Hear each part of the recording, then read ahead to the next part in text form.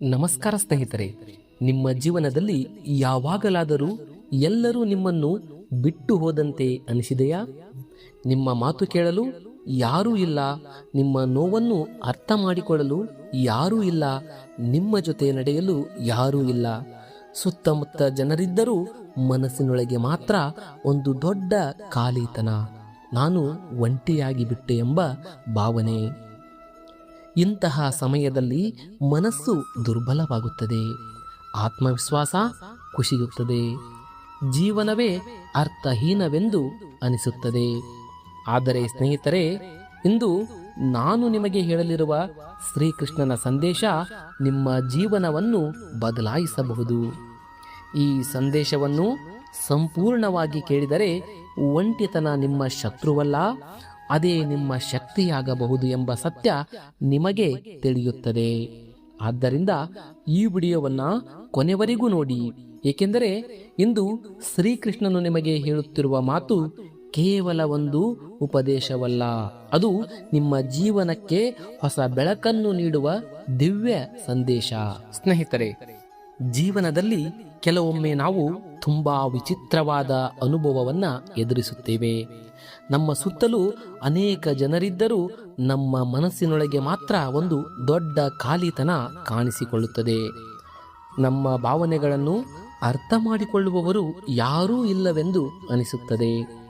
ನಮ್ಮ ನೋವನ್ನು ಹಂಚಿಕೊಳ್ಳಲು ಯಾರೂ ಇಲ್ಲವೆಂದು ಭಾಸವಾಗುತ್ತದೆ. ಆಗ ನಾವು ನಮ್ಮನ್ನು ನಾವು ಕೇಳಿಕೊಳ್ಳುತ್ತೇವೆ, ನಾನು ಯಾಕೆ ಇಷ್ಟು ಒಂಟಿಯಾಗಿದ್ದೇನೆ? ಆದರೆ ಇದೇ ಸಮಯದಲ್ಲಿ ನಾವು ಒಂದು ದೊಡ್ಡ ತಪ್ಪನ್ನು ಮಾಡುತ್ತೇವೆ. ಒಂಟಿತನವನ್ನು ಒಂದು ಶಿಕ್ಷೆ ಎಂದು ಭಾವಿಸುತ್ತೇವೆ. ದೇವರು ನಮ್ಮನ್ನು ಮರೆತಿದ್ದಾನೆ, ಅದೃಷ್ಟ ನಮ್ಮನ್ನು ಕೈಬಿಟ್ಟಿದೆ, ಜೀವನ ನಮ್ಮ ವಿರುದ್ಧವಾಗಿದೆ ಎಂದು ನಿರ್ಧರಿಸುತ್ತೇವೆ. ಆದರೆ ಶ್ರೀಕೃಷ್ಣನ ಸಂದೇಶ ಸಂಪೂರ್ಣವಾಗಿ ವಿಭಿನ್ನವಾಗಿದೆ. ಕೃಷ್ಣನು ಹೇಳುತ್ತಾನೆ, ಒಂಟಿತನವು ನಿನ್ನ ದುರ್ಬಲತೆಯ ಸಂಕೇತವಲ್ಲ, ಅದು ನಿನ್ನ ಒಳಗಿನ ಶಕ್ತಿಯನ್ನು ಅರಿಯುವ ಅವಕಾಶವಾಗಿದೆ. ಒಂದು ಬೀಜವು ಮಹಾವೃಕ್ಷವಾಗುವ ಮೊದಲು ಕತ್ತಲೆಯ ಮಣ್ಣಿನೊಳಗೆ ಒಂಟಿಯಾಗಿ ಬೆಳೆಯಬೇಕು. ಚಿನ್ನವು ಸುಂದರ ಆಭರಣವಾಗುವ ಮೊದಲು ಬೆಂಕಿಯ ಪರೀಕ್ಷೆಯನ್ನು ಎದುರಿಸಬೇಕು. ಹಾಗೆಯೇ ಒಬ್ಬ ವ್ಯಕ್ತಿ ಜೀವನದಲ್ಲಿ ಮಹತ್ತರವಾದ ಗುರಿಗಳನ್ನು ಸಾಧಿಸುವ ಮೊದಲು ಒಂಟಿತನದ ಪಾಠವನ್ನು ಕಲಿಯಲೇಬೇಕು. ಒಂಟಿತನವು ನಿನ್ನನ್ನು ಮುರಿಯಲು ಬಂದಿಲ್ಲ, ಅದು ನಿನ್ನನ್ನು ರೂಪಿಸಲು ಬಂದಿದೆ. ಜನರ ಬೆಂಬಲವಿಲ್ಲದ ಸಮಯದಲ್ಲಿ ನೀನು ನಿನ್ನ ನಿಜವಾದ ಸಾಮರ್ಥ್ಯವನ್ನು ಕಂಡುಕೊಳ್ಳುತ್ತೀಯ. ಎಲ್ಲರೂ ದೂರವಾದಾಗ ನಿನ್ನೊಳಗಿನ ಧೈರ್ಯ, ಸಹನೆ ಮತ್ತು ಆತ್ಮವಿಶ್ವಾಸ ಹೊರಹೊಮ್ಮುತ್ತದೆ. ಆದ್ದರಿಂದ ಸ್ನೇಹಿತರೆ, ಇಂದು ನೀವು ಒಂಟಿಯಾಗಿದ್ದರೆ ದುಃಖ ಪಡಬೇಡಿ. ಬಹುಶಃ ದೇವರು ನಿಮ್ಮ ಜೀವನದಲ್ಲಿ ಒಂದು ಹೊಸ ಅಧ್ಯಾಯವನ್ನ ಬರೆಯಲು ಸಿದ್ಧವಾಗಿರಬಹುದು. ಈ ಒಂಟಿತನವೇ ನಿಮ್ಮ ಸೋಲಿನ ಆರಂಭವಲ್ಲ, ಅದು ನಿಮ್ಮ ನಿಜವಾದ ಶಕ್ತಿಯ ಆರಂಭವಾಗಿರಬಹುದು. ಸ್ನೇಹಿತರೆ, ನಾವು ಜೀವನದಲ್ಲಿ ಕಷ್ಟಗಳನ್ನು ಎದುರಿಸಿದಾಗ ನನ್ನಷ್ಟೇ ದುಃಖ ಯಾರಿಗೂ ಇಲ್ಲ, ನನ್ನ ಜೀವನದಲ್ಲೇ ಹೆಚ್ಚು ಸಮಸ್ಯೆಗಳಿವೆ ಎಂದು ಯೋಚಿಸುತ್ತೇವೆ. ಆದರೆ ಒಮ್ಮೆ ಶ್ರೀಕೃಷ್ಣನ ಜೀವನವನ್ನ ಗಮನದಿಂದ ನೋಡಿದರೆ ಕಷ್ಟಗಳು ಮತ್ತು ಸವಾಲುಗಳು ಮಹಾನ್ ವ್ಯಕ್ತಿಗಳ ಜೀವನದಲ್ಲಿಯೂ ಇದ್ದವು ಎಂಬುದು ಸ್ಪಷ್ಟವಾಗುತ್ತದೆ. ಶ್ರೀಕೃಷ್ಣನು ಅರಮನೆಯ ವೈಭವದಲ್ಲಿ ಜನಿಸಲಿಲ್ಲ, ಅವನು ಕಾರಾಗೃಹದಲ್ಲಿ ಜನಿಸಿದನು. ಜನಿಸಿದ ಕ್ಷಣದಿಂದಲೇ ಅವನ ಜೀವಕ್ಕೆ ಅಪಾಯ ಎದುರಾಯಿತು. ಅವನ ಸ್ವಂತ ಮಾವನಾದ ಕಂಸನೇ ಅವನನ್ನು ಕೊಲ್ಲಲು ಪ್ರಯತ್ನಿಸುತ್ತಿದ್ದನು. ಹುಟ್ಟಿದ ತಕ್ಷಣವೇ ಅವನು ತನ್ನ ತಂದೆ ತಾಯಿಯಿಂದ ದೂರವಾಗಬೇಕಾಯಿತು. ಬಾಲ್ಯದಲ್ಲಿ ತಾಯಿ ತಂದೆಯ ಪ್ರೀತಿ ಮತ್ತು ರಕ್ಷಣೆಯೊಂದಿಗೆ ಬೆಳೆಯಬೇಕಾದ ಮಗು ಅನೇಕ ಅಪಾಯಗಳ ನಡುವೆ ತನ್ನ ಜೀವನವನ್ನು ಸಾಗಿಸಬೇಕಾಯಿತು. ಬಾಲ್ಯದಲ್ಲಿಯೇ ಪೂತನಿ, ಶಕಟಾಸುರ, ತೃಣಾವರ್ತ ಮತ್ತು ಇತರ ಅನೇಕ ರಾಕ್ಷಸರು ಅವನನ್ನು ಕೊಲ್ಲಲು ಬಂದರು. ಆದರೆ ಕೃಷ್ಣನು ಭಯಪಡಲಿಲ್ಲ. ಪ್ರತಿಯೊಂದು ಸವಾಲನ್ನು ಧೈರ್ಯದಿಂದ ಎದುರಿಸಿದನು.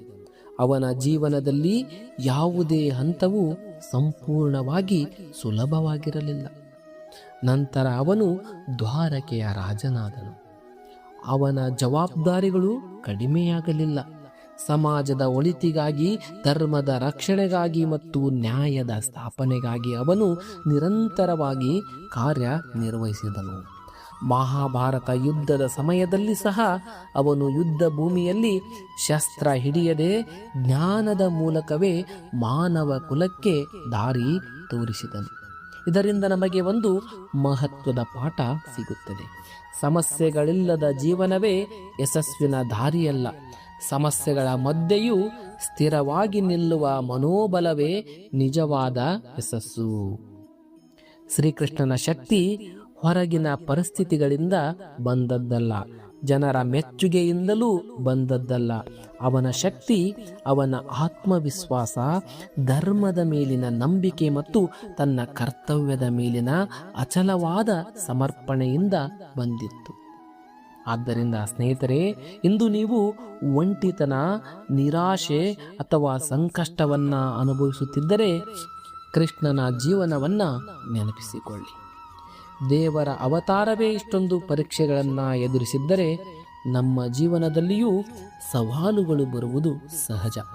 ಆದರೆ ಆ ಸವಾಲುಗಳು ನಮ್ಮನ್ನು ಸೋಲಿಸಲು ಅಲ್ಲ, ನಮ್ಮನ್ನು ಇನ್ನಷ್ಟು ಬಲಿಷ್ಠರನ್ನಾಗಿ ಮಾಡಲು ಬಂದಿವೆ. ಕೃಷ್ಣನ ಜೀವನ ನಮಗೆ ಹೇಳುವ ಮಹಾನ್ ಸತ್ಯವೇನೆಂದರೆ, ಪರಿಸ್ಥಿತಿಗಳು ಎಷ್ಟೇ ಕಠಿಣವಾಗಿದ್ದರೂ ನಿನ್ನೊಳಗಿನ ಶಕ್ತಿಯನ್ನ ನಂಬು, ಧೈರ್ಯದಿಂದ ಮುಂದೆ ಸಾಗು. ಒಂದು ದಿನ ನಿನ್ನ ಹೋರಾಟವೇ ನಿನ್ನ ಮಹತ್ವದ ಕಥೆಯಾಗುತ್ತದೆ. ಸ್ನೇಹಿತರೆ, ಜೀವನದಲ್ಲಿ ಕೆಲವೊಮ್ಮೆ ಒಂದು ಸಮಯ ಬರುತ್ತದೆ, ನಾವು ಹೆಚ್ಚು ನಂಬಿದ್ದ ಜನರು ನಮ್ಮಿಂದ ದೂರವಾಗುತ್ತಾರೆ. ನಮ್ಮ ಸಂತೋಷದಲ್ಲಿ ಜೊತೆಯಾಗಿದ್ದವರು ನಮ್ಮ ಕಷ್ಟದ ಸಮಯದಲ್ಲಿ ಕಾಣೆಯಾಗುತ್ತಾರೆ. ನಮ್ಮನ್ನು ಅರ್ಥ ಮಾಡಿಕೊಳ್ಳುತ್ತಾರೆ ಎಂದು ಭಾವಿಸಿದ್ದವರು ಸಹ ನಮ್ಮ ಭಾವನೆಗಳನ್ನು ಕಡೆಗಣಿಸುತ್ತಾರೆ. ಆಗ ನಮ್ಮ ಹೃದಯದಲ್ಲಿ ಒಂದು ಪ್ರಶ್ನೆ ಮೂಡುತ್ತದೆ, ನನ್ನೊಂದಿಗೆ ಹೀಗೆ ಯಾಕೆ ಆಗುತ್ತಿದೆ? ಆದರೆ ಇದೇ ಕ್ಷಣದಲ್ಲಿ ಒಂದು ಆಳವಾದ ಆಧ್ಯಾತ್ಮಿಕ ಸತ್ಯವನ್ನು ನಾವು ಅರ್ಥ ಮಾಡಿಕೊಳ್ಳಬೇಕು. ಶ್ರೀಕೃಷ್ಣನು ನಮಗೆ ತಿಳಿಸುವುದೇನೆಂದರೆ, ಕೆಲವೊಮ್ಮೆ ದೇವರು ನಮ್ಮ ಜೀವನದಿಂದ ಕೆಲವು ಜನರನ್ನ ದೂರ ಮಾಡುತ್ತಾನೆ. ಅದು ನಮ್ಮನ್ನು ದುಃಖಪಡಿಸಲು ಅಲ್ಲ, ನಮ್ಮನ್ನು ತನ್ನ ಕಡೆಗೆ ಹತ್ತಿರ ಕರೆತರಲು. ನಾವು ಜನರ ಪ್ರೀತಿ, ಮೆಚ್ಚುಗೆ ಮತ್ತು ಬೆಂಬಲದ ನಡುವೆ ಇದ್ದಾಗ ನಮ್ಮ ಗಮನ ಸಂಪೂರ್ಣವಾಗಿ ಹೊರಗಿನ ಜಗತ್ತಿನ ಮೇಲೆಯೇ ಇರುತ್ತದೆ. ನಾವು ನಮ್ಮ ಆತ್ಮವನ್ನು, ನಮ್ಮ ಒಳಗಿನ ಶಕ್ತಿಯನ್ನು ಮತ್ತು ದೇವರ ಉಪಸ್ಥಿತಿಯನ್ನು ಮರೆತು ಬಿಡುತ್ತೇವೆ. ಆದರೆ ಎಲ್ಲರೂ ದೂರವಾದಾಗ ನಮ್ಮ ಮನಸ್ಸು ದೇವರ ಕಡೆ ತಿರುಗಲು ಆರಂಭಿಸುತ್ತದೆ. ಇತಿಹಾಸ ಮತ್ತು ಧರ್ಮ ಗ್ರಂಥಗಳನ್ನು ಗಮನಿಸಿದರೆ ಅನೇಕ ಮಹಾನ್ ವ್ಯಕ್ತಿಗಳು ತಮ್ಮ ಜೀವನದ ಮಹತ್ವದ ಘಟ್ಟಗಳಲ್ಲಿ ಏಕಾಂತವನ್ನು ಅನುಭವಿಸಿದ್ದಾರೆ. ಆ ಏಕಾಂತವೇ ಅವರಿಗೆ ಆತ್ಮಜ್ಞಾನವನ್ನ ನೀಡಿತು. ಆ ಮೌನವೇ ಅವರಿಗೆ ಜೀವನದ ನಿಜವಾದ ಅರ್ಥವನ್ನ ತಿಳಿಸಿತು. ಸ್ನೇಹಿತರೆ, ಹೊರಗಿನ ಶಬ್ದಗಳು ಕಡಿಮೆಯಾದಾಗ ಮಾತ್ರ ನಮ್ಮ ಒಳಗಿನ ಧ್ವನಿ ಕೇಳಿಸುತ್ತದೆ. ಜನರ ಅಭಿಪ್ರಾಯಗಳು ದೂರವಾದಾಗ ಮಾತ್ರ ನಮ್ಮ ನಿಜವಾದ ವ್ಯಕ್ತಿತ್ವ ಗೋಚರಿಸುತ್ತದೆ. ಎಲ್ಲರೂ ನಮ್ಮನ್ನು ಬಿಟ್ಟಿದ್ದಾರೆ ಎಂದು ಅನಿಸುವ ಕ್ಷಣದಲ್ಲೇ ದೇವರು ನಮ್ಮ ಹೃದಯದ ಬಾಗಿಲನ್ನು ತಟ್ಟಲು ಆರಂಭಿಸುತ್ತಾನೆ. ಬಹುಶಃ ಇಂದು ನೀವು ಕೂಡ ಅಂತಹ ಒಂದು ಹಂತದಲ್ಲಿರಬಹುದು. ನಿಮ್ಮನ್ನು ಅರ್ಥ ಮಾಡಿಕೊಳ್ಳುವವರು ಕಡಿಮೆಯಾಗಿರಬಹುದು, ನಿಮ್ಮ ಜೊತೆ ನಡೆಯುವವರು ಇಲ್ಲದಿರಬಹುದು. ಆದರೆ ಅದನ್ನು ನಿಮ್ಮ ದೌರ್ಬಲ್ಯವೆಂದು ಭಾವಿಸಬೇಡಿ. ಏಕೆಂದರೆ ಕೆಲವೊಮ್ಮೆ ದೇವರು ನಿಮ್ಮನ್ನು ಜನರಿಂದ ದೂರ ಮಾಡುತ್ತಾನೆ, ಏಕೆಂದರೆ ನೀವು ನಿಮ್ಮನ್ನ ಕಂಡುಕೊಳ್ಳಲು ಸಾಧ್ಯವಾಗಲಿ ಎಂದು. ಕೆಲವೊಮ್ಮೆ ಆತ ನಿಮ್ಮನ್ನು ಒಂಟಿಯಾಗಿ ನಡೆಯಲು ಬಿಡುತ್ತಾನೆ, ಏಕೆಂದರೆ ನೀವು ನಿಮ್ಮೊಳಗಿನ ಅಸಾಧಾರಣ ಶಕ್ತಿಯನ್ನ ಅರಿತುಕೊಳ್ಳಲಿ ಎಂದು. ಆದ್ದರಿಂದ ನೆನಪಿಟ್ಟುಕೊಳ್ಳಿ, ಜನರು ದೂರವಾದರೆ ಅದು ನಿಮ್ಮ ಮೌಲ್ಯ ಕಡಿಮೆಯಾಗಿದೆ ಎಂಬುದಲ್ಲ. ಕೆಲವೊಮ್ಮೆ ಅದು ದೇವರು ನಿಮ್ಮ ಜೀವನದಲ್ಲಿ ಒಂದು ಹೊಸ ಅಧ್ಯಾಯವನ್ನ ಆರಂಭಿಸುತ್ತಿದ್ದಾನೆ ಎಂಬ ಸಂಕೇತವಾಗಿರುತ್ತದೆ. ಯಾವಾಗ ಎಲ್ಲರೂ ನಿಮ್ಮನ್ನು ಬಿಟ್ಟು ಹೋದಂತೆ ಅನಿಸಿದರೂ ಈ ಒಂದು ಸತ್ಯವನ್ನ ಮರೆಯಬೇಡಿ. ದೇವರು ಎಂದಿಗೂ ತನ್ನ ಭಕ್ತನನ್ನು ಒಂಟಿಯಾಗಿ ಬಿಡುವುದಿಲ್ಲ. ಜಗತ್ತು ದೂರವಾದಾಗಲೂ ಆತ ನಿಮ್ಮ ಹೃದಯದಲ್ಲೇ ನಿಮ್ಮೊಂದಿಗೆ ಇರುತ್ತಾನೆ. ಸ್ನೇಹಿತರೆ, ಬಹಳ ಜನರು ಒಂಟಿತನವನ್ನು ಜೀವನದ ಅಂತ್ಯವೆಂದೇ ಭಾವಿಸುತ್ತಾರೆ. ಆದರೆ ಶ್ರೀಕೃಷ್ಣನ ದೃಷ್ಟಿಯಲ್ಲಿ ಒಂಟಿತನವು ಅಂತ್ಯವಲ್ಲ, ಅದು ಹೊಸ ಆರಂಭ. ಅದು ದೇವರು ನಿಮಗೆ ನೀಡುವ ಅತ್ಯಂತ ಅಮೂಲ್ಯವಾದ ತರಬೇತಿ. ಏಕೆಂದರೆ ಮಹಾನ್ ವ್ಯಕ್ತಿಗಳು ಜನರ ಗದ್ದಲದಲ್ಲಿ ಹುಟ್ಟುವುದಿಲ್ಲ. ಅವು ಮೌನದಲ್ಲಿ, ಏಕಾಂತದಲ್ಲಿ ಮತ್ತು ನಿರಂತರ ಆತ್ಮ ಸಾಧನೆಯಲ್ಲಿ ರೂಪುಗೊಳ್ಳುತ್ತವೆ. ನೀವು ಗಮನಿಸಿದ್ದೀರಾ? ವಿದ್ಯಾರ್ಥಿಯೊಬ್ಬನು ಪರೀಕ್ಷೆಯಲ್ಲಿ ಉತ್ತಮ ಅಂಕಗಳನ್ನು ಪಡೆಯಬೇಕಾದರೆ ಕೆಲ ಸಮಯವನ್ನು ಒಂಟಿಯಾಗಿ ಓದಬೇಕು. ಕ್ರೀಡಾಪಟು ಒಬ್ಬನು ವಿಜಯಶಾಲಿಯಾಗಬೇಕಾದರೆ ಪ್ರತಿದಿನ ಏಕಾಗ್ರತೆಯಿಂದ ಅಭ್ಯಾಸ ಮಾಡಬೇಕು. ನೀವು ಗಮನಿಸಿದ್ದೀರಾ? ವಿದ್ಯಾರ್ಥಿಯೊಬ್ಬನು ಪರೀಕ್ಷೆಯಲ್ಲಿ ಉತ್ತಮ ಅಂಕಗಳನ್ನು ಪಡೆಯಬೇಕಾದರೆ ಕೆಲ ಸಮಯವನ್ನು ಒಂಟಿಯಾಗಿ ಓದಬೇಕು. ಕ್ರೀಡಾಪಟು ಒಬ್ಬನು ವಿಜಯಶಾಲಿಯಾಗಬೇಕಾದರೆ ಪ್ರತಿದಿನ ಏಕಾಗ್ರತೆಯಿಂದ ಅಭ್ಯಾಸ ಮಾಡಬೇಕು. ಸಂಗೀತಗಾರ, ವಿಜ್ಞಾನಿ, ಲೇಖಕ ಅಥವಾ ಯೋಗಿ ಯಾರು ಯಶಸ್ಸಿನ ಶಿಖರವನ್ನು ತಲುಪಿದ್ದಾರೋ ಅವರು ತಮ್ಮ ಜೀವನದ ಒಂದು ಭಾಗವನ್ನು ಏಕಾಂತದಲ್ಲಿ ಕಳೆಯಲೇಬೇಕಾಗಿದೆ. ಶ್ರೀಕೃಷ್ಣನು ನಮಗೆ ಒಂದು ಮಹತ್ವದ ಪಾಠವನ್ನು ಕಲಿಸುತ್ತಾನೆ. ಜನರ ಚಪ್ಪಾಳೆಗಿಂತ ಮೊದಲು ನಿನ್ನ ಮೌನದ ಪರಿಶ್ರಮ ಇರಬೇಕು. ಇಂದು ನೀನು ಒಂಟಿಯಾಗಿರುವಾಗ ಅದನ್ನು ದುಃಖದಲ್ಲಿ ಕಳೆಯಬೇಡ. ಈ ಸಮಯವನ್ನು ನಿನ್ನ ವ್ಯಕ್ತಿತ್ವವನ್ನು ಬೆಳೆಸಲು ಬಳಸಿಕೊ. ಹೊಸ ಜ್ಞಾನವನ್ನು ಕಲಿತುಕೋ. ನಿನ್ನ ದೌರ್ಬಲ್ಯಗಳನ್ನು ಗುರುತಿಸಿ ಅವುಗಳನ್ನು ಬಲವನ್ನಾಗಿ ಮಾಡಿಕೊ. ಪ್ರತಿದಿನ ನಿನ್ನನ್ನು ನೀನೇ ನಿನ್ನೆಗಿಂತ ಉತ್ತಮ ವ್ಯಕ್ತಿಯನ್ನಾಗಿ ರೂಪಿಸು. ಒಂಟಿತನವು ನಿನ್ನನ್ನು ಸ್ವಾವಲಂಬಿಯಾಗಿಸುತ್ತದೆ. ಜನರ ಮೆಚ್ಚುಗೆಯ ಮೇಲೆ ಅವಲಂಬಿತನಾಗಿರುವ ಮನುಷ್ಯ ನಿಧಾನವಾಗಿ ಆತ್ಮವಿಶ್ವಾಸದಿಂದ ತುಂಬುತ್ತದೆ. ನೀನು ನಿನ್ನ ನಿರ್ಧಾರಗಳನ್ನು ನೀನೇ ತೆಗೆದುಕೊಳ್ಳಲು ಕಲಿಯುತ್ತೀಯ. ನಿನ್ನ ಸಂತೋಷಕ್ಕಾಗಿ ಇತರರನ್ನು ಕಾಯುವುದನ್ನು ಬಿಟ್ಟು ನಿನ್ನೊಳಗೆ ಸಂತೋಷವನ್ನು ಕಂಡುಕೊಳ್ಳಲು ಆರಂಭಿಸುತ್ತೀಯ. ಸ್ನೇಹಿತರೆ, ಇಂದು ಯಾರು ನಿನ್ನ ಪ್ರಯತ್ನವನ್ನು ಗಮನಿಸದೇ ಇರಬಹುದು. ನಿನ್ನ ಪರಿಶ್ರಮಕ್ಕೆ ಚಪ್ಪಾಳೆ ಹೊಡೆಯುವವರು ಇರದೇ ಇರಬಹುದು. ಆದರೆ ನೆನಪಿರಲಿ, ಬೀಜವು ಮಣ್ಣಿನೊಳಗೆ ಬೆಳೆಯುವಾಗ ಅದನ್ನು ಯಾರೂ ನೋಡುವುದಿಲ್ಲ. ಆದರೆ ಒಂದು ದಿನ ಅದೇ ಬೀಜ ಮಹಾವೃಕ್ಷವಾಗಿ ಬೆಳೆದು ಎಲ್ಲರ ಗಮನ ಸೆಳೆಯುತ್ತದೆ. ಹಾಗೆಯೇ ಇಂದು ನೀನು ಮೌನವಾಗಿ ಮಾಡುತ್ತಿರುವ ಪರಿಶ್ರಮ, ಆತ್ಮವಿಕಾಸ, ಆತ್ಮವಿಶ್ವಾಸದ ಬೆಳವಣಿಗೆ ನಾಳೆ ನಿನ್ನ ಯಶಸ್ಸಿನ ಭದ್ರ ಅಡಿಪಾಯವಾಗಲಿದೆ.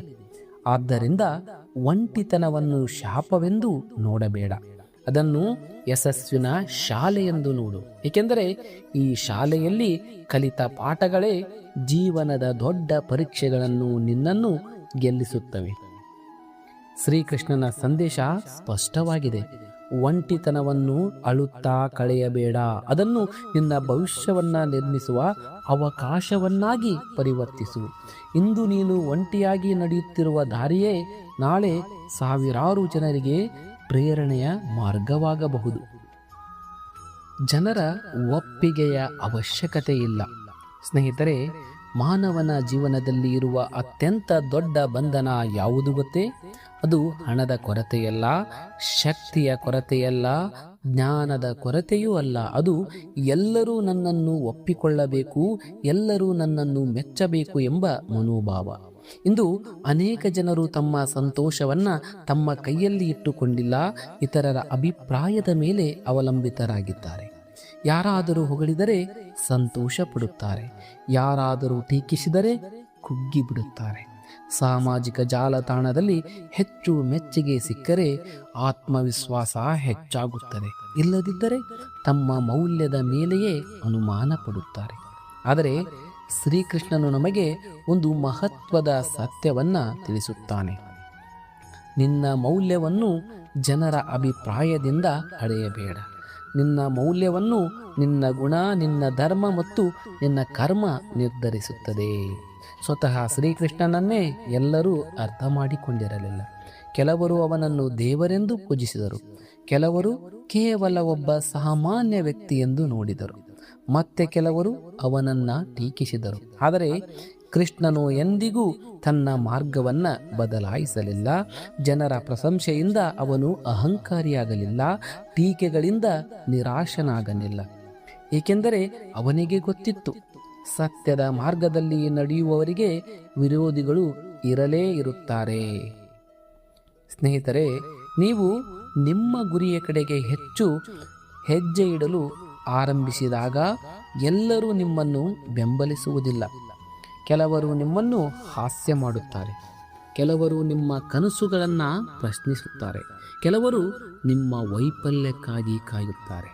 ಆದರೆ ಅವರ ಮಾತುಗಳು ನಿಮ್ಮ ಭವಿಷ್ಯವನ್ನು ನಿರ್ಧರಿಸುವುದಿಲ್ಲ.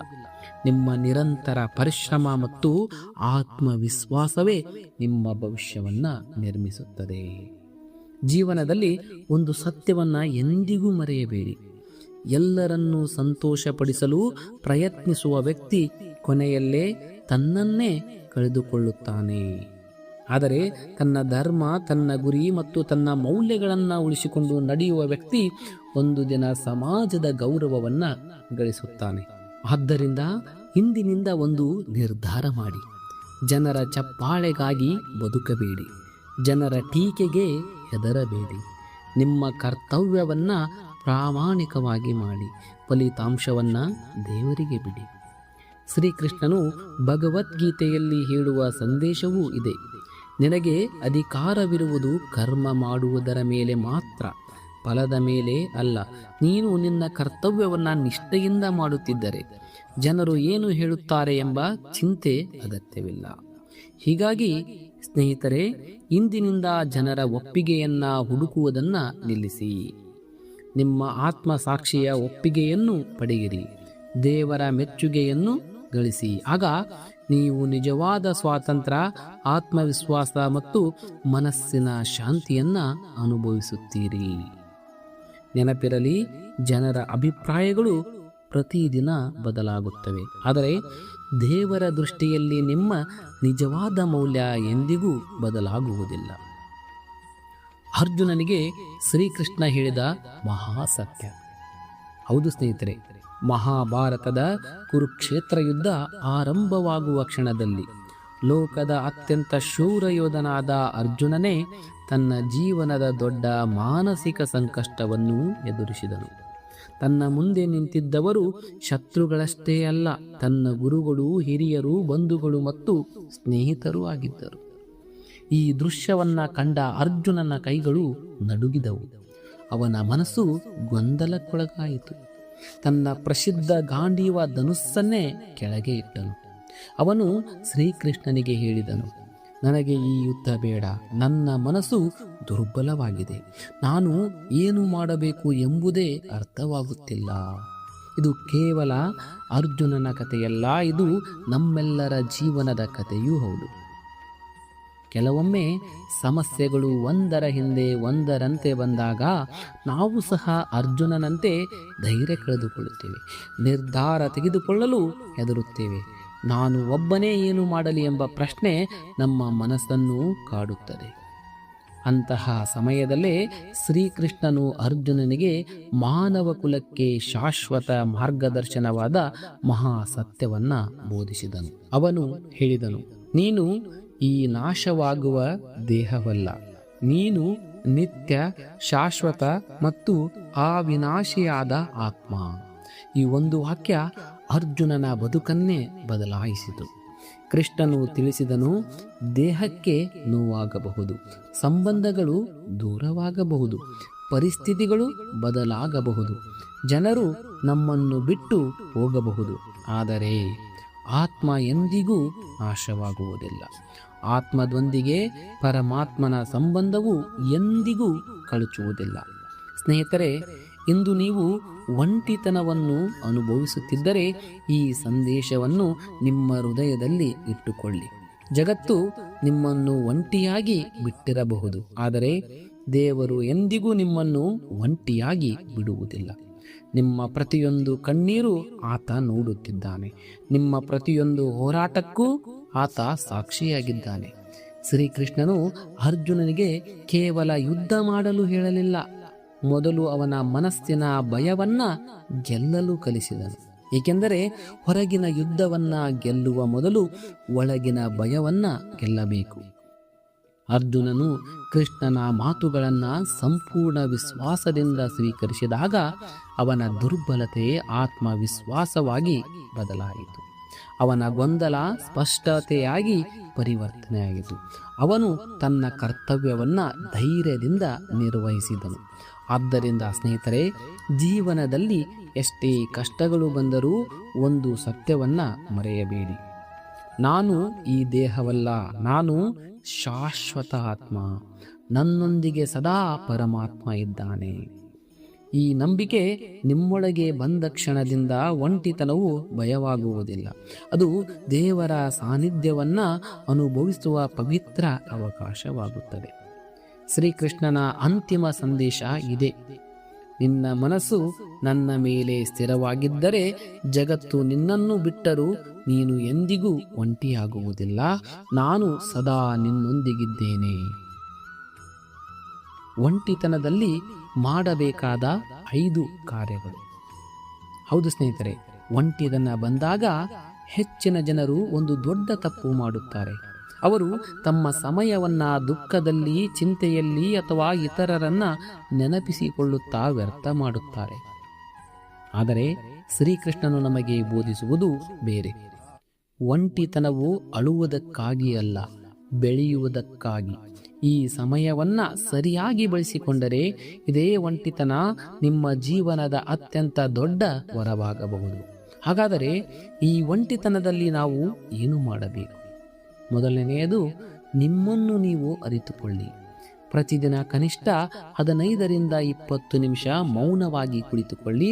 ನಿಮ್ಮನ್ನು ನೀವೇ ಪ್ರಶ್ನಿಸಿ, ನನ್ನ ಜೀವನದ ನಿಜವಾದ ಗುರಿ ಏನು? ನನ್ನಲ್ಲಿರುವ ಅತ್ಯುತ್ತಮ ಗುಣಗಳು ಯಾವುವು? ನನ್ನ ದೌರ್ಬಲ್ಯಗಳನ್ನು ಹೇಗೆ ಸರಿಪಡಿಸಬಹುದು? ಜಗತ್ತನ್ನು ಅರ್ಥ ಮಾಡಿಕೊಳ್ಳುವುದಕ್ಕಿಂತ ಮೊದಲು ನಿಮ್ಮನ್ನು ನೀವು ಅರ್ಥ ಮಾಡಿಕೊಳ್ಳುವುದು ಮುಖ್ಯ. ನಿಮ್ಮ ಜೀವನದ ದಿಕ್ಕು ಸ್ಪಷ್ಟವಾದಾಗ ಒಂಟಿತನವು ನಿಮಗೆ ಭಯ ಹುಟ್ಟಿಸುವುದಿಲ್ಲ. ಎರಡನೆಯದು, ಭಗವದ್ಗೀತೆಯನ್ನು ಓದಿ. ಶ್ರೀಕೃಷ್ಣನ ಪ್ರತಿಯೊಂದು ಉಪದೇಶವೂ ಜೀವನದ ಕತ್ತಲೆಯ ದಾರಿಯಲ್ಲಿ ಬೆಳಕಿನ ದೀಪದಂತಿದೆ. ಮನಸ್ಸು ಗೊಂದಲದಲ್ಲಿದ್ದಾಗ ಗೀತೆಯ ಒಂದು ಅಧ್ಯಾಯವನ್ನಾದರೂ ಓದಿ. ಪ್ರತಿಯೊಂದು ಶ್ಲೋಕವೂ ಧೈರ್ಯ, ಶಾಂತಿ ಮತ್ತು ಆತ್ಮವಿಶ್ವಾಸವನ್ನು ನೀಡುತ್ತದೆ. ಗೀತೆಯನ್ನು ಓದುವುದು ಕೇವಲ ಧಾರ್ಮಿಕ ಆಚರಣೆಯಲ್ಲ, ಅದು ಜೀವನವನ್ನು ಸರಿಯಾದ ದೃಷ್ಟಿಯಿಂದ ನೋಡುವ ಕಲೆಯಾಗಿದೆ. 3, ಹೊಸ ಕೌಶಲ್ಯವನ್ನು ಕಲಿಯಿರಿ. ಒಂಟಿತನವನ್ನು ಖಾಲಿಯಾಗಿ ಕಳೆಯಬೇಡಿ. ಹೊಸ ಭಾಷೆ ಕಲಿಯಿರಿ, ಪುಸ್ತಕ ಓದಿ, ಬರೆಯಲು ಪ್ರಾರಂಭಿಸಿ. ಸಂಗೀತ, ಯೋಗ, ಧ್ಯಾನ ಅಥವಾ ನಿಮ್ಮ ವೃತ್ತಿಗೆ ಉಪಯುಕ್ತವಾದ ಹೊಸ ಕೌಶಲ್ಯವನ್ನು ಅಭ್ಯಾಸ ಮಾಡಿ. ಇಂದು ನಿಮ್ಮ ಬೆಳವಣಿಗೆಗಾಗಿ ಹೂಡಿದ ಸಮಯವೇ ನಾಳೆ ನಿಮ್ಮ ಯಶಸ್ಸಿನ ಬಂಡವಾಳವಾಗುತ್ತದೆ. 4, ಧ್ಯಾನ ಮತ್ತು ಪ್ರಾರ್ಥನೆ ಮಾಡಿ. ಪ್ರತಿದಿನ ಕೆಲ ನಿಮಿಷ ಕಣ್ಣು ಮುಚ್ಚಿ ಉಸಿರಾಟದ ಮೇಲೆ ಗಮನ ಕೇಂದ್ರೀಕರಿಸಿ. ಮನಸ್ಸು ಶಾಂತವಾದಂತೆ ಭಯ, ಆತಂಕ ಮತ್ತು ನಿರಾಶೆಗಳು ನಿಧಾನವಾಗಿ ಕಡಿಮೆಯಾಗುತ್ತವೆ. ನಂತರ ಹೃದಯಪೂರ್ವಕವಾಗಿ ದೇವರನ್ನು ಪ್ರಾರ್ಥಿಸಿ.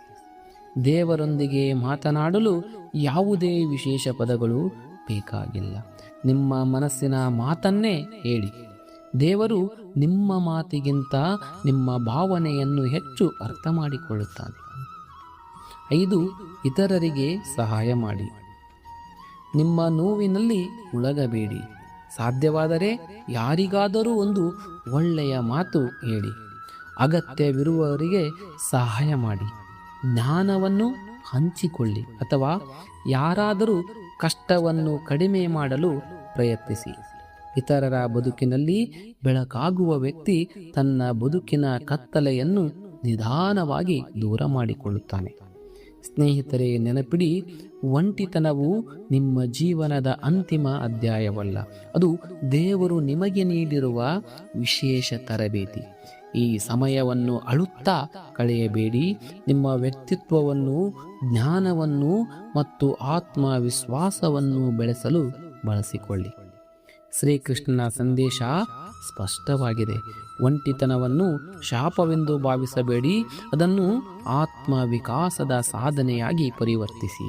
ಇಂದು ನೀವು ನಿಮ್ಮನ್ನು ರೂಪಿಸಿಕೊಂಡರೆ ನಾಳೆ ಜಗತ್ತು ನಿಮ್ಮನ್ನು ಗೌರವಿಸುತ್ತದೆ. ಮೌನದ ಶಕ್ತಿ ಒಂಟಿತನದ ಅತ್ಯಮೂಲ್ಯ ಉಡುಗೊರೆ. ಸ್ನೇಹಿತರೆ, ಈ ಜಗತ್ತಿನಲ್ಲಿ ಅತ್ಯಂತ ಶಕ್ತಿಶಾಲಿ ಆಯುಧ ಯಾವುದು ಎಂದು ನೀವು ಎಂದಾದರೂ ಯೋಚಿಸಿದ್ದೀರಾ? ಅದು ಕತ್ತಿಯಲ್ಲ, ಅದು ಹಣವಲ್ಲ, ಅದು ಅಧಿಕಾರವೂ ಅಲ್ಲ, ಅದು ಮೌನ. ಮಾತನಾಡುವುದು ಎಲ್ಲರಿಗೂ ಬರುತ್ತದೆ, ಆದರೆ ಯಾವಾಗ ಮೌನವಾಗಿರಬೇಕು, ಹೇಗೆ ಮೌನವನ್ನು ಶಕ್ತಿಯಾಗಿ ಮಾಡಿಕೊಳ್ಳಬೇಕು ಎಂಬುದು ಕೆಲವೇ ಜನರಿಗೆ ಗೊತ್ತು. ಇಂದು ಮನುಷ್ಯನ ಜೀವನದಲ್ಲಿ ಅತಿಯಾದ ಶಬ್ದವಿದೆ. ಮೊಬೈಲ್ನ ನೋಟಿಫಿಕೇಶನ್ಗಳು, ಸಾಮಾಜಿಕ ಜಾಲತಾಣಗಳು, ಜನರ ಅಭಿಪ್ರಾಯಗಳು, ಟೀಕೆಗಳು, ಹೊಗಳಿಕೆಗಳು ಇವೆಲ್ಲವೂ ನಮ್ಮ ಮನಸ್ಸನ್ನು ನಿರಂತರವಾಗಿ ಅಶಾಂತಗೊಳಿಸುತ್ತಿವೆ. ಇಂತಹ ಪರಿಸ್ಥಿತಿಯಲ್ಲಿ ನಾವು ನಮ್ಮ ಮನಸ್ಸಿನ ಧ್ವನಿಯನ್ನೇ ಕೇಳಲು ಸಾಧ್ಯವಾಗುತ್ತಿಲ್ಲ. ಆದ್ದರಿಂದಲೇ ಕೆಲವೊಮ್ಮೆ ದೇವರು ನಮ್ಮನ್ನು ಒಂಟಿಯಾಗಿರಿಸುತ್ತಾನೆ, ಹೊರಗಿನ ಗದ್ದಲದಿಂದ ದೂರ ಮಾಡುತ್ತಾನೆ. ಏಕೆಂದರೆ ಹೊರಗಿನ ಶಬ್ದಗಳು ನಿಂತಾಗ ಮಾತ್ರ ಒಳಗಿನ ಸತ್ಯ ಕೇಳಿಸುತ್ತದೆ. ಶ್ರೀಕೃಷ್ಣನ ಜೀವನವನ್ನ ಗಮನಿಸಿದರೆ ಆತನು ಪ್ರತಿಯೊಂದು ನಿರ್ಧಾರವನ್ನು ಆತುರದಲ್ಲಿ ತೆಗೆದುಕೊಂಡಿಲ್ಲ. ಆತನು ಪರಿಸ್ಥಿತಿಯನ್ನ ಅರ್ಥ ಮಾಡಿಕೊಂಡನು, ಸರಿಯಾದ ಸಮಯಕ್ಕಾಗಿ ಕಾಯುತ್ತಿದ್ದನು, ನಂತರ ಮಾತ್ರ ಮಾತನಾಡುತ್ತಿದ್ದನು ಅಥವಾ ಕಾರ್ಯ ನಿರ್ವಹಿಸುತ್ತಿದ್ದನು. ಅದಕ್ಕಾಗಿಯೇ ಅವನ ಪ್ರತಿಯೊಂದು ಮಾತು ಯುಗ ಯುಗಾಂತರಗಳಿಗೂ ಮಾರ್ಗದರ್ಶನವಾಗಿದೆ. ಸ್ನೇಹಿತರೆ, ಮೌನ ಎಂದರೆ ದೌರ್ಬಲ್ಯತೆ ಅಲ್ಲ, ಮೌನವು ಆತ್ಮ ನಿಯಂತ್ರಣದ ಸಂಕೇತ. ಕೋಪ ಬಂದಾಗ ಪ್ರತಿಕ್ರಿಯಿಸದೇ ಇರುವುದು, ಟೀಕೆ ಬಂದಾಗ ಸಹನೆಯಿಂದ ಇರುವುದು, ಅವಮಾನವಾದಾಗ ಆತುರದ ನಿರ್ಧಾರ ತೆಗೆದುಕೊಳ್ಳದೇ ಇರುವುದು, ಇವೆಲ್ಲವೂ ಮೌನದ ಶಕ್ತಿ. ನೀವು ಗಮನಿಸಿದ್ದೀರಾ? ಆಳವಾದ ನದಿಗಳು ಹೆಚ್ಚು ಶಬ್ದ ಮಾಡುವುದಿಲ್ಲ, ಫಲಗಳಿಂದ ತುಂಬಿರುವ ಮರಗಳು ತಲೆಬಾಗಿರುತ್ತವೆ. ಅದೇ ರೀತಿ ನಿಜವಾದ ಜ್ಞಾನಿಗಳು ತಮ್ಮ ಮಹತ್ವವನ್ನು ಕೂಗಿ ಹೇಳುವ ಅಗತ್ಯವಿರುವುದಿಲ್ಲ. ಅವರ ವ್ಯಕ್ತಿತ್ವವೇ ಅವರ ಪರವಾಗಿ ಮಾತನಾಡುತ್ತದೆ. ಆದ್ದರಿಂದ ಒಂಟಿತನ ಸಿಕ್ಕಾಗ ಅದನ್ನು ಮೊಬೈಲ್, ಅನಗತ್ಯ ಮಾತುಗಳು ಅಥವಾ ವ್ಯರ್ಥ ಚಿಂತನೆಗಳಿಂದ ತುಂಬಬೇಡಿ. ಪ್ರತಿದಿನ ಕೆಲವು ನಿಮಿಷ ಸಂಪೂರ್ಣ ಮೌನದಲ್ಲಿ ಕಳೆಯಿರಿ. ಆ ಸಮಯದಲ್ಲಿ ನಿಮ್ಮ ಉಸಿರಾಟವನ್ನು ಗಮನಿಸಿ, ನಿಮ್ಮ ಮನಸ್ಸಿನೊಂದಿಗೆ ಸಂಭಾಷಿಸಿ, ದೇವರ ನಾಮವನ್ನ ಸ್ಮರಿಸಿ. ಆಗ ನೀವು ಒಂದು ಅದ್ಭುತವಾದ ಶಾಂತಿಯನ್ನ ಅನುಭವಿಸುತ್ತೀರಿ. ಮೌನದಲ್ಲಿಯೇ ಆತ್ಮವಿಶ್ವಾಸ ಬೆಳೆಯುತ್ತದೆ. ಮೌನದಲ್ಲಿಯೇ ಸರಿಯಾದ ನಿರ್ಧಾರಗಳು ಹುಟ್ಟುತ್ತವೆ. ಮೌನದಲ್ಲಿಯೇ ದೇವರ ಮಾರ್ಗದರ್ಶನ ಸ್ಪಷ್ಟವಾಗುತ್ತದೆ. ಆದ್ದರಿಂದ ಸ್ನೇಹಿತರೆ, ಇಂದಿನಿಂದ ಮೌನವನ್ನು ಭಯಪಡಬೇಡಿ, ಅದನ್ನು ನಿಮ್ಮ ಅತ್ಯುತ್ತಮ ಸ್ನೇಹಿತನನ್ನಾಗಿ ಮಾಡಿಕೊಳ್ಳಿ. ಏಕೆಂದರೆ ಜಗತ್ತು ನಿಮ್ಮ ಧ್ವನಿಯನ್ನು ಕೇಳುವ ಮೊದಲು ನೀವು ನಿಮ್ಮ ಆತ್ಮದ ಧ್ವನಿಯನ್ನು ಕೇಳಲು ಕಲಿಯಬೇಕು. ಮೌನವನ್ನು ಪ್ರೀತಿಸು, ಏಕೆಂದರೆ ಮೌನದಲ್ಲಿಯೇ ಮನಸ್ಸು ನಿರ್ಮಲವಾಗುತ್ತದೆ, ಬುದ್ಧಿ ಪ್ರಕಾಶಮಾನವಾಗುತ್ತದೆ ಮತ್ತು ಆತ್ಮ ಪರಮಾತ್ಮನೊಂದಿಗೆ ಒಂದಾಗುತ್ತದೆ. ಒಂಟಿತನದಲ್ಲಿ ಮೌನವನ್ನು ಅಪ್ಪಿಕೊಳ್ಳುವವನು ಹೊರಗಿನ ಯಶಸ್ಸನ್ನು ಮಾತ್ರ ನೋಡುತ್ತಾನೆ, ಆದರೆ ದೇವರು ನಿನ್ನ ಹೃದಯದ ಪ್ರಾಮಾಣಿಕತೆಯನ್ನು ನೋಡುತ್ತಾನೆ. ಜನರು ನಿನ್ನ ಸಾಧನೆಯನ್ನು ಮಾತ್ರ ಮೆಚ್ಚುತ್ತಾರೆ, ಆದರೆ ದೇವರು ಆ ಸಾಧನೆಯ ಹಿಂದೆ ಇರುವ ನಿನ್ನ ತ್ಯಾಗ, ಪರಿಶ್ರಮ ಮತ್ತು ಸಹನೆಯನ್ನು ನೋಡುತ್ತಾನೆ. ಒಂದು ಬೀಜವನ್ನು ನೆಟ್ಟ ನಂತರ ಅದು ತಕ್ಷಣವೇ ಮರವಾಗುವುದಿಲ್ಲ. ಹಲವಾರು ದಿನಗಳವರೆಗೆ ಅದು ಮಣ್ಣಿನೊಳಗೆ ಇರುತ್ತದೆ. ಹೊರಗಿನಿಂದ ನೋಡಿದರೆ ಏನೂ ನಡೆಯುತ್ತಿಲ್ಲ ಎಂದು ಕಾಣಬಹುದು, ಆದರೆ ಆ ಸಮಯದಲ್ಲಿ ಅದರ ಬೇರುಗಳು ಆಳವಾಗಿ ಬೆಳೆಯುತ್ತಿರುತ್ತವೆ. ನಮ್ಮ ಜೀವನವೂ ಹಾಗೆ. ಇಂದು ನಿಮ್ಮ ಪ್ರಯತ್ನಕ್ಕೆ ಫಲ ಕಾಣಿಸುತ್ತಿಲ್ಲ ಎಂದರೆ ಅದರಿಂದ ನಿಮ್ಮ ಪರಿಶ್ರಮ ವ್ಯರ್ಥವಾಗಿದೆ ಎಂದರ್ಥವಲ್ಲ. ಬಹುಶಃ ದೇವರು ನಿಮ್ಮ ಬೇರುಗಳನ್ನು ಇನ್ನಷ್ಟು ಗಟ್ಟಿಗೊಳಿಸುತ್ತಿರಬಹುದು. ಏಕೆಂದರೆ ಬಲವಾದ ಬೇರುಗಳಿರುವ ಮರವೇ ದೊಡ್ಡ ಗಾಳಿಯನ್ನು ಎದುರಿಸಬಲ್ಲದು. ಶ್ರೀಕೃಷ್ಣನು ಭಗವದ್ಗೀತೆಯಲ್ಲಿ ಕರ್ತವ್ಯದ ಮಹತ್ವವನ್ನು ಬೋಧಿಸುತ್ತಾನೆ. ಫಲ ತಡವಾಗಬಹುದು, ಆದರೆ ಪ್ರಾಮಾಣಿಕ ಕರ್ಮ ಎಂದಿಗೂ ವ್ಯರ್ಥವಾಗುವುದಿಲ್ಲ. ದೇವರ ನ್ಯಾಯದಲ್ಲಿ ತಡ ಇರಬಹುದು, ಆದರೆ ಅನ್ಯಾಯ ಇರುವುದಿಲ್ಲ. ಆದ್ದರಿಂದ ಇಂದು ನೀವು ಒಂಟಿಯಾಗಿ ಹೋರಾಡುತ್ತಿದ್ದರೆ, ಯಾರೂ ನಿಮ್ಮನ್ನು ಬೆಂಬಲಿಸುತ್ತಿಲ್ಲವೆಂದು ಅನಿಸಿದರೆ ನಿಮ್ಮ ಪರಿಶ್ರಮವನ್ನು ನಿಲ್ಲಿಸಬೇಡಿ. ಯಾರು ಚಪ್ಪಾಳೆ ಹೊಡೆಯದಿದ್ದರೂ ನಿಮ್ಮ ಕೆಲಸವನ್ನು ಪ್ರಾಮಾಣಿಕವಾಗಿ ಮುಂದುವರಿಸಿ. ಏಕೆಂದರೆ ಒಂದು ದಿನ ಜಗತ್ತು ನಿಮ್ಮ ಯಶಸ್ಸನ್ನು ನೋಡಬಹುದು, ಆದರೆ ದೇವರು ನಿಮ್ಮ ಸಂಪೂರ್ಣ ಪ್ರಯಾಣವನ್ನು ಈಗಾಗಲೇ ನೋಡಿದ್ದಾನೆ. ಸ್ನೇಹಿತರೆ, ನೆನಪಿಡಿ, ನಿಮ್ಮ ಪ್ರತಿಯೊಂದು ಪ್ರಾರ್ಥನೆಯು ದೇವರನ್ನು ತಲುಪುತ್ತದೆ. ನಿಮ್ಮ ಪ್ರತಿಯೊಂದು ಕಣ್ಣೀರನ್ನು ಆತ ನೋಡುತ್ತಾನೆ. ನಿಮ್ಮ ಪ್ರತಿಯೊಂದು ಸತ್ಪ್ರಯತ್ನವನ್ನು ಆತ ಲೆಕ್ಕದಲ್ಲಿ ಇಡುತ್ತಾನೆ. ಆದ್ದರಿಂದ ನಿರಾಶರಾಗಬೇಡಿ, ವಿಶ್ವಾಸವನ್ನು ಕಳೆದುಕೊಳ್ಳಬೇಡಿ. ನಿಮ್ಮ ದಾರಿಯಲ್ಲಿ ಧೈರ್ಯದಿಂದ ಮುಂದುವರಿಯಿರಿ. ಶ್ರೀಕೃಷ್ಣನ ಸಂದೇಶ ಸ್ಪಷ್ಟವಾಗಿದೆ. ಜನರ ಮೆಚ್ಚುಗೆಯನ್ನು ಕಾಯಬೇಡ, ದೇವರ ಕೃಪೆಯನ್ನು ನಂಬು. ಜಗತ್ತು ನಿನ್ನನ್ನು ಮರೆತರೂ ನಾನು ನಿನ್ನನ್ನು ಮರೆಯುವುದಿಲ್ಲ. ನಿನ್ನ ಪ್ರತಿಯೊಂದು ಸತ್ಯವಾದ ಪ್ರಯತ್ನಕ್ಕೂ ಸರಿಯಾದ ಸಮಯದಲ್ಲಿ ಫಲವನ್ನು ನಾನು ಕೊಡುತ್ತೇನೆ. ಆದ್ದರಿಂದ ಸ್ನೇಹಿತರೆ, ಒಂಟಿತನವನ್ನು ಭಯಪಡಬೇಡಿ, ನಿರ್ಲಕ್ಷ್ಯವನ್ನು ನೋಡಿ ಕುಗ್ಗಬೇಡಿ. ದೇವರು ನಮ್ಮೊಂದಿಗೆ ಇದ್ದಾಗ ನಿಮ್ಮ ಜೀವನದಲ್ಲೂ ಯಾವುದೂ ವ್ಯರ್ಥವಾಗುವುದಿಲ್ಲ. ಒಂದು ದಿನ ನಿಮ್ಮ ಸಹನೆ, ನಿಮ್ಮ ಪರಿಶ್ರಮ ಮತ್ತು ನಿಮ್ಮ ನಂಬಿಕೆಯೇ ನಿಮ್ಮ ವಿಜಯದ ಕಥೆಯಾಗಲಿದೆ. ಸ್ನೇಹಿತರೆ, ಒಂಟಿತನವನ್ನು ಹೆದರಬೇಡಿ, ಅದನ್ನು ಸ್ವೀಕರಿಸಿ. ಏಕೆಂದರೆ ಒಂಟಿತನವೇ ಆತ್ಮಜ್ಞಾನದ ಬಾಗಿಲು. ಒಂಟಿತನವೇ ಆತ್ಮವಿಶ್ವಾಸದ ಮೂಲ. ಒಂಟಿತನವೇ ದೇವರೊಂದಿಗೆ ಸಂಪರ್ಕ ಸಾಧಿಸುವ ಅವಕಾಶ.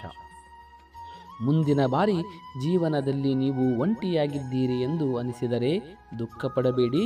ಕಣ್ಣು ಮುಚ್ಚಿ ಶ್ರೀಕೃಷ್ಣನ ಈ ಮಾತು ನೆನಪಿಸಿಕೊಳ್ಳಿ: ನೀನು ಒಂಟಿಯಲ್ಲ, ನಾನು ನಿನ್ನೊಂದಿಗಿದ್ದೇನೆ. ಈ ವಿಡಿಯೋ ನಿಮಗೆ ಇಷ್ಟವಾದರೆ ಲೈಕ್ ಮಾಡಿ, ನಿಮ್ಮ ಸ್ನೇಹಿತರು ಮತ್ತು ಕುಟುಂಬದವರೊಂದಿಗೆ ಹಂಚಿಕೊಳ್ಳಿ.